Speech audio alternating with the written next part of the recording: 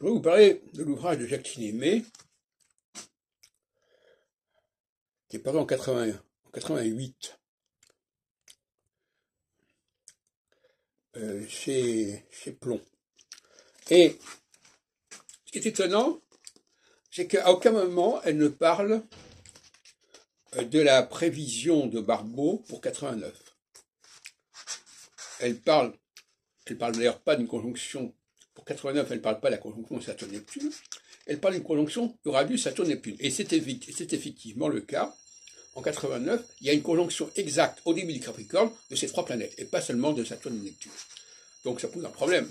Est-ce qu'Uranus a joué un rôle dans cette configuration Saturne-Neptune? Enfin bon.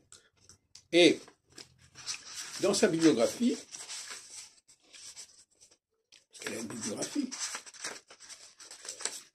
elle cite de Barbault uniquement les astres et l'histoire parus en 67. Elle ne cite pas la défense et illustration de l'astrologie de 55, où Barbault aurait annoncé 89. Il a annoncé, enfin il a mis, on trouve un peu cette date-là comme ça, mais sans précision exacte. Et donc ça montre bien que en 88, on n'attendait absolument pas la confirmation de ce que Barbault avait annoncé pour 89. Absolument pas.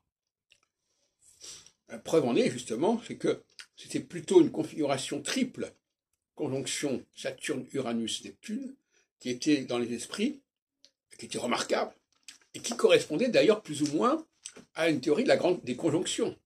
Donc on n'était plus dans Saturne-Neptune, on était déjà dans un processus beaucoup plus complexe, avec déjà trois planètes de l'indice cyclique qui étaient là en jeu.